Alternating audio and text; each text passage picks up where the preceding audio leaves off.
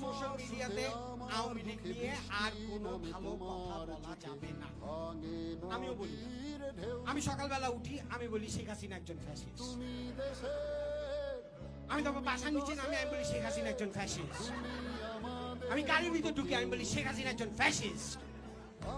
আমার গাড়ি চলতেছে আমি ভীষণ খারাপ একটা মানুষ। তারপর আমি এলিভেটেড এক্সপ্রেস হতে চাই, আর চাইতে চাইতে আমি জানি সবাই একই কথা বলে, অত খারাপ না।